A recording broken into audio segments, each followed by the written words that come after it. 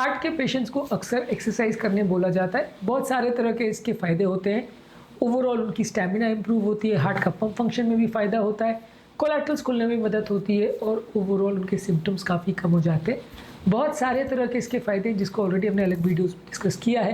आज बात करेंगे कौन कौन सी ऐसी कंडीशंस है जहाँ हार्ट के पेशेंट्स को एक्सरसाइज नहीं करने के लिए बोला जाता है। क्योंकि अगर हम इन जनरल हर पेशेंट को बोल देते हैं कि आपको एक्सरसाइज करनी चाहिए तो ये गलत हो सकता है, क्योंकि कई बार कुछ पेशेंट्स को प्रॉब्लम्स या जान का रिस्क भी हो सकता है एक्सरसाइज के दौरान। तो आज हम डिस्कस करेंगे कौन कौन सी ऐसी हार्ट की बीमारियां हैं जहां पर हम एक्सरसाइज करने को मना करते हैं एटलीस्ट कुछ समय के लिए,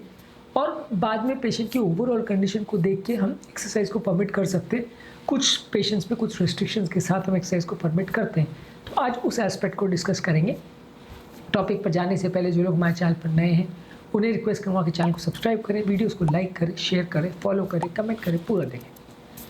अनस्टेबल एंजाइना एक ऐसी कंडीशन है जहां आपका हार्ट का पेन ब्लॉकेजेस की वजह से पिछले 3 महीनों में बिगड़ने वाली अगर हालत में होता है तो वहाँ पे हम रिकमेंड करते हैं कि आप ज़्यादा एक्सरसाइज ना करें। अनस्टेबल एंजाइना का बेसिकली मतलब है कि पिछले 3 महीनों में आपका पेन निरंतर बढ़ रहा है, यानी कि ये शो करता है कि आपके ब्लॉकेजेस स्टेबल नहीं है। तो ऐसे केस में एक्सरसाइज करने के दौरान थोड़ी कंडीशन बिगड़ सकती है। जो पेशेंट स्टेबल एंजाइना का होता है, यानी पिछले 3 महीनों में उसके सिम्टम्स लगभग वैसे ही हैं, कुछ बिगड़ नहीं रहे, थोड़ा मोड़ा पेन हो रहा है जो कि दवा से मैनेज हो सकता है, तो वैसे पेशेंट को एक्सरसाइज के लिए इंकरेज किया जाता है, उनको फ़ायदा मिलेगा। लेकिन जहाँ पेशेंट अनस्टेबल हो जाता है, जहाँ उसके कार्डियक एंजाइम्स पॉजिटिव आ जाते हैं जो कि माइनर हार्ट अटैक इंडिकेट करता है, जहाँ उसको अगर चलने में पेन बहुत ज़्यादा अगर हो रहा हो, सीवियर पेन हो रहा हो, मल्टीपल ब्लॉकेजेस हो, तो वहाँ पे हम यूजुअली पेशेंट को एक्सरसाइज करने के लिए या तो मना करते हैं, या जब तक उसका ट्रीटमेंट नहीं हो जाए तब तक उसको रिस्ट्रिक्शन रखने को बोलते हैं, या अगर कर भी रहा है तो बहुत ज़्यादा सावधानी पूर्वक करे, ऐसी उसको हिदायत दी जाती है। यूजुअली अनस्टेबल एंजाइना एक कंडीशन है जहाँ पे यूजुअली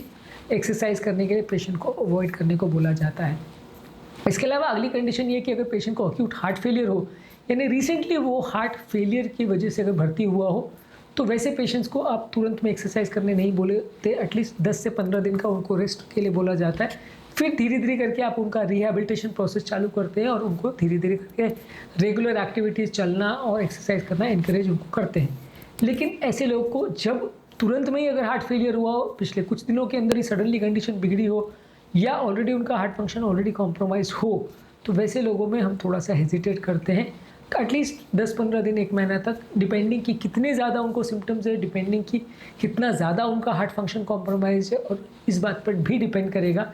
कि एक्सरसाइज के दौरान या कुछ और एक्टिविटी के दौरान कितने उनको सिम्टम्स हो रहे हैं और कितना कंडीशन बिगड़ने की चांसेस है। ये सब बातों पर डिसाइड होगा कि पेशेंट को एक्सरसाइज करने बोला जाएगा या नहीं बोला जाएगा। तो बेसिकली अगर हार्ट फेलियर रिसेंटली हुआ हो तो ये भी कॉन्ट्राइंडिकेशन होता है एक्सरसाइज के लिए। इसके अलावा अगर एओर्टिक वाल्व, जो कि हार्ट के 4 वाल्व्स में से सबसे इंपॉर्टेंट वाल्व माना जाता है, इस वाल्व को, जो कि लेफ्ट वेंट्रिकल को एओर्टा यानी बली नली के बीच में गैप करता है या उनको बीच में कनेक्ट करता है,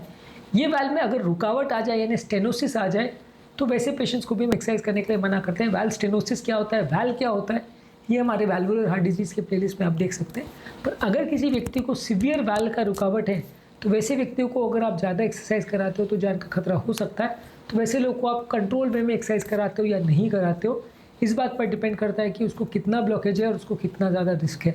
यदि कोई व्यक्ति का वर्कलोड बहुत ज़्यादा है और एक्सरसाइज करने के दौरान उसको बहुत ज़्यादा सांस फूल रही है, तो सीवियर एओर्टिक स्टेनोसिस है, तो वैसे लोगों को आप एक्सरसाइज करने को मना करते हैं। पर हाँ, ये सब पेशेंट्स में भी हर पेशेंट को मना करते हैं वैसा नहीं। Mild to moderate aortic stenosis है तो मना करते हैं वैसा नहीं, दूसरे वाल्व के स्टेनोसिस में मना करते हैं वैसा नहीं है। एओर्टिक स्टेनोसिस में ही ज़्यादा इसका रिस्ट्रिक्शन होता है, क्योंकि इसमें थोड़ा ब्रेन का ब्लड फ्लो कॉम्प्रोमाइज़ होने का चांस थोड़ा ज़्यादा रहता है, सडन कंडीशन के बिगड़ने का चांस थोड़ा ज़्यादा रहता है, तो इसमें आप थोड़ा रिस्ट्रिक्शन बोलते हैं। लेकिन हर केस में ऐसा बोलते हैं ज़रूरी नहीं है, सिलेक्टेड केस में आपको पेशेंट को बोला जाता है, डिपेंडिंग कि पेशेंट की वाल्व की प्रॉब्लम कितनी ज़्यादा सीवियर है और सिम्टम्स कितने ज़्यादा सीवियर है उस पर। इसी तरह से उसी वाल्व में अगर पेशेंट को सीवियर लीकेज है, तो वैसे पेशेंट्स को भी थोड़ा एक्सरसाइज करने के लिए मना बोला जाता है, यानी सीवियर एओर्टिक रिगर्गिटेशन, और खासकर पेशेंट को पहले से अगर सिम्टम्स हो रहे हैं तो आप उनको एक्सरसाइज करने को मना करते हैं। अगर कोई सिम्टम नहीं है और सीवियर लीकेज है तो आप कई बार पेशेंट्स को अलाउ कर सकते हैं और पेशेंट को कंट्रोल कंडीशंस में या ओवरऑल टेस्टिंग कंडीशंस में उनको एक्सरसाइज करवा सकते हैं, ये देखने के लिए कि कंडीशन बिगड़ तो नहीं रही है। फिर धीरे धीरे करके उनकी एक्सरसाइज आप बढ़ा सकते हैं। लेकिन अगर किसी व्यक्ति को सीवियर एओर्टिक रिगर्गिटेशन है और खासकर सिम्टम्स अगर हो रहे हैं, तो वैसे केस में आप उनको एक्सरसाइज करने के लिए मना करते हैं। इसके अलावा अगर अनकंट्रोल हार्ट की कोई रिदम की प्रॉब्लम है तो वैसे कंडीशन में भी आप पेशेंट को मना करते हैं। अनकंट्रोल अरिदमियाज जहाँ पे पेशेंट को सडन अरिदमिया की वजह से या रिदम प्रॉब्लम्स की वजह से जान का खतरा हो सकता है, तो वैसे कंडीशन में भी आप पेशेंट को एक्सरसाइज करने के लिए मना करते हैं, क्योंकि वैसे कंडीशन में भी रिदम प्रॉब्लम्स के बिगड़ने का चांस रहता है। हर रिदम प्रॉब्लम में ऐसा होगा ऐसा ज़रूरी नहीं है, पर कुछ स्पेसिफिक डेंजरस रिदम प्रॉब्लम्स में ऐसा बोला जाता है। हर व्यक्ति जिसको धड़कन बढ़ती है उसमें नहीं बोला जाता है, क्योंकि बहुत सारे लोग को इसमें साइनस टैकीकार्डिया होता है, तो वहाँ पे हम उनको एक्सरसाइज के लिए मना नहीं बोलते। लेकिन अगर किसी को डेंजरस अरिदमिया हो यानी सीरियस रिदम का प्रॉब्लम हो तो वहाँ उसे मना किया जाता है। रिसेंट अगर हार्ट अटैक हो पिछले 10-15 दिन के अंदर, खासकर अगर बड़ा हार्ट अटैक हो, तो आप उनको एक्सरसाइज के लिए मना करते हैं। एटलीस्ट 10 to 15 डेज आप पेशेंट को बोलते हैं कि आप ज़्यादा एक्सरसाइज नहीं करें, और उसके बाद भी आप एक्सरसाइज जो बढ़ाते हैं वो धीरे धीरे करके बढ़ाते हैं। उनका स्टैमिना कैसा है, ओवरऑल पंप फंक्शन कैसा है, ओवरऑल कंडीशन कैसा है, उसके हिसाब से। इसके अलावा अगर किसी को सीवियर एओर्टिक डिसेक्शन है, यानी कि हार्ट की बड़ी नली एओर्टा अगर वो फट गई है, उसमें क्रैक आ गया है, जिसको एओर्टिक डिसेक्शन बोलते हैं, अगर ये है और खासकर अगर वो ज़्यादा सीवियर है तो वैसे में भी जान का काफ़ी खतरा होता है, तो वैसे पेशेंट को भी आप एक्सरसाइज के लिए मना करते हैं। सीवियर पल्मोनरी आर्टरी हाइपरटेंशन है, यानी राइट साइड के हार्ट से जो नली लंग्स को कनेक्ट करती है उसको पल्मोनरी आर्टरी बोलते हैं,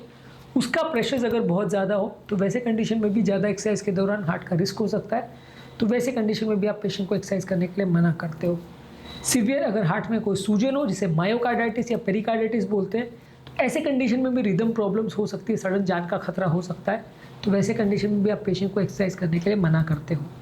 इसके अलावा अगर कोई सीरियस हार्ट की और कोई कंडीशंस है जहाँ पे पेशेंट को सडन जान का रिस्क हो सकता है, या पेशेंट को कोई और हेल्थ रिलेटेड प्रॉब्लम्स है, जैसे सीवियर डायबिटीज़ है, सीवियर किडनी का प्रॉब्लम है, या सीवियर रिसेंट स्ट्रोक हुआ है, वैसे लोग को भी आप एक्सरसाइज करने के लिए ज़्यादा सिक्योरिटी या ज़्यादा सेफ्टी के साथ उनको एक्सरसाइज करने के लिए आप बोलते हो, क्योंकि वैसे लोगों को भी थोड़ा जान का खतरा हो सकता है, वैसे लोगों को भी सडन बिगड़ने का अंदेशा हो सकता है।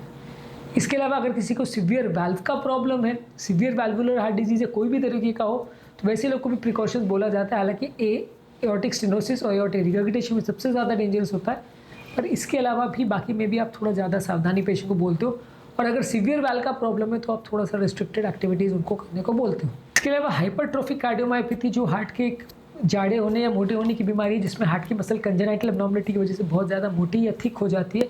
उस बीमारी में भी आप पेशेंट्स को हिदायत देते हैं कि बहुत ज़्यादा एक्सरसाइज नहीं करें। खासकर अगर किसी व्यक्ति को पहले एक्सरसाइज इंड्यूस छाती का दर्द, एक्सरसाइज इंड्यूस अनकॉन्शियसनेस या इस तरह के कोई सिम्टम्स रहे हो, ये भी लगभग एओर्टिक स्टेनोसिस के जैसा बिहेव करता है, और अगर सीवियर हाइपरट्रोफिक कार्डियोमायोपैथी हो तो पेशेंट को एक्सरसाइज करने के लिए मना किया जाता है।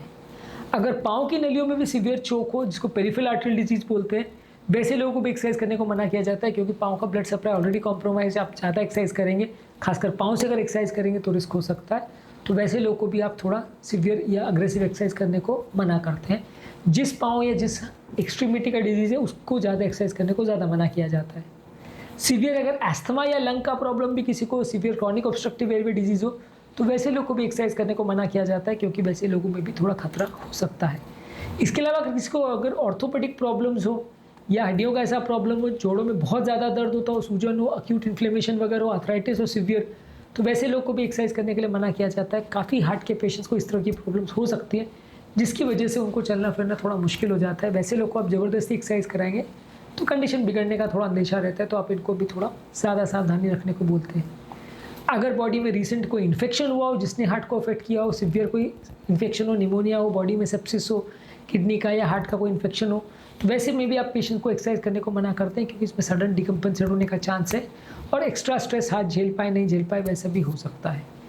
अनकंट्रोल अगर ब्लड प्रेशर है, जिसमें ऊपर का ब्लड प्रेशर 180 या 90 से ऊपर अगर जा रहा है और पेशेंट मेडिसिन पे नहीं है, तो वैसे लोग को भी आप एक्सरसाइज करने को मना करते हो, क्योंकि हर एक्सरसाइज के दौरान थोड़ा ब्लड प्रेशर तो बढ़ता ही है। अब ऐसे सिचुएशन में यदि आप पेशेंट को बहुत ज़्यादा एक्सरसाइज अगर करवाते हैं तो थोड़ा खतरा हो सकता है, तो वैसे लोग आप अनकंट्रोल हाइपरटेंशन में एक्सरसाइज करने को मना करते हो। इसके अलावा अगर किसी को इलेक्ट्रोलाइट्स के प्रॉब्लम है, बॉडी में नमक का अगर प्रॉब्लम है, इलेक्ट्रोलाइट इश्यूज़ है, तो वैसे लोगों में भी कई बार एक्सरसाइज करने को मना किया जाता है, क्योंकि वैसे में भी हार्ट करंट वाइज थोड़ा अनस्टेबल होता है, और वैसे लोगों में भी यदि आप ज़्यादा एक्सरसाइज कराएंगे तो रिदम प्रॉब्लम्स होने का चांस हो सकता है, जान का खतरा हो सकता है। रिसेंट अगर किसी को कार्डियक सर्जरी हुई है, कोई एंजियोप्लास्टी या बाईपास हुआ है, खासकर बाईपास में पहले 15 दिन या 1 महीना रेस्ट्रिक्शन बोला जाता है, एंजियोप्लास्टी में भी 10 से 15 दिन रेस्ट्रिक्शन बोला जाता है। तो अगर सीवियर हार्ट का कोई सर्जरी बड़ी हुई हो या एंजियोप्लास्टी वगैरह हुआ हो तो ज़्यादा सावधानी रखने को बोला जाता है। और जब तक पेशेंट की ओवरऑल रिहेबिलिटेशन प्रोसेस पूरी नहीं हो जाए तब तक एक्सरसाइज उनको कम या रिस्ट्रिक्टेड रखने को बोला जाता है। अगर किसी को सीवियर कोई कंडक्शन प्रॉब्लम्स हो, हार्ट के करंट का प्रॉब्लम हो, कंडक्शन ब्लॉक्स हो, तो वैसे लोग को भी थोड़ा सावधानी रखने को बोला जाता है क्योंकि कंडीशन उसमें थोड़ा बिगड़ सकती है।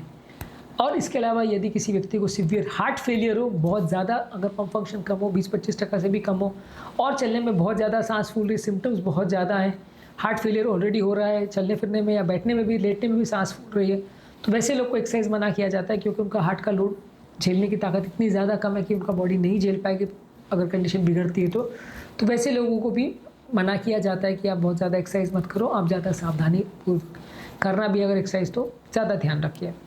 तो आज के टॉपिक में हमने बात करी एक्सरसाइज के कॉन्ट्रा इंडिकेशंस के बारे में, या कौन कौन सी कंडीशन में हार्ट की प्रॉब्लम्स में हम पेशेंट को एक्सरसाइज करने के लिए मना करते हैं एटलीस्ट कुछ दिनों के लिए। इसमें हर कंडीशन कितनी सीवियर है और कितना लाइफ को रिस्क है, कितना उससे ओवरऑल खतरा है पेशेंट को, इस पर डिसाइड होगा कि पेशेंट को एक्सरसाइज मना किया जाए या नहीं। फ़ायदे और नुकसान को बराबर कंपेयर किया जाएगा, फ़ायदा ज़्यादा है या नुकसान ज़्यादा है उसको एनालिस किया जाएगा,